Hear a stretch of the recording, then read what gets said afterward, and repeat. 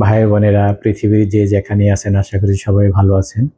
আজকের এই ভিডিওটি তৈরি করছি যারা কানাডায় স্টাডি ভিসায় বা স্টুডেন্ট ভিসায় আসতে চান তাদের জন্য। দিন দিন কিন্তু স্টুডেন্টদের জন্য কানাডা বিভিন্ন ধরনের নিয়ম কানুন চালু করছে, যাতে করে ভুয়া কাগজপত্র দিয়ে কানাডায় স্টুডেন্ট ভিসায় আসতে না পারে।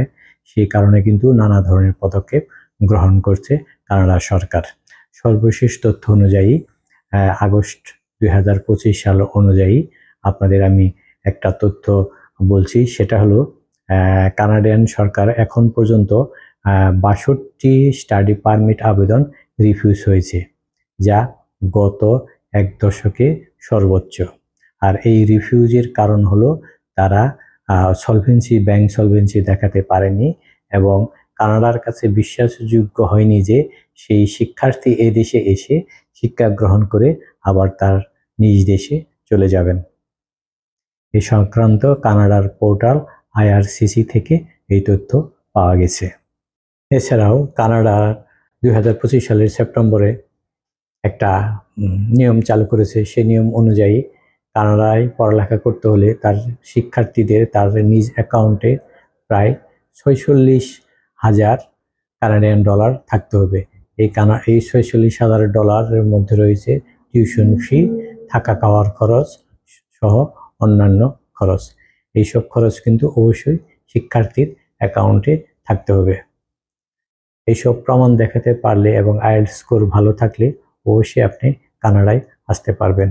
তবে কানাডায় কিন্তু শিক্ষার ব্যয় খুবই বেশি, বিশেষ করে যারা ফরেনার শিক্ষার্থী।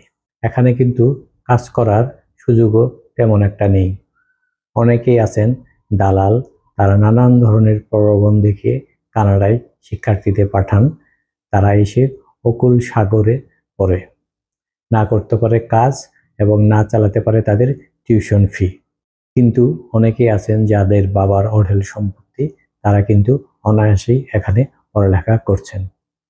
তবে কেউ যদি স্কলারশিপ নিয়ে কানাডায় পড়ালেখা করতে পারেন তাহলে কিন্তু খুবই ভালো হবে। আপনারা চেষ্টা করবেন স্কলারশিপ নিয়ে কানাডায় আসার জন্য। এছাড়া কানাডায় এসে এখন অনেকেই থাকার চেষ্টা করছেন পড়ালেখা শেষ করে, এটাও কিন্তু অনেকটা কঠিন হয়ে যাচ্ছে। সুতরাং যারা এসে পড়ালেখা করে দেশে ফিরে যাবেন তাদের জন্য কানাডার একটা উৎকৃষ্ট স্থান হতে পারে। একটা বিষয় জানলে আপনারা অবাক হবেন যে এখন বাংলাদেশি এবং ভারতীয়দের কিন্তু ভিসা রিফিউজাল হচ্ছে প্রচুর। কারণ ভারত এবং বাংলাদেশ কানাডার তালিকায় এমন স্থান করে নিয়েছে যা খুবই লজ্জার। এই স্থানটি হলো বাংলাদেশ এবং ভারত গত 2 বছরে সবচাইতে বেশি জাল কাগজপত্র দেখিয়ে কানাডায় এসেছে।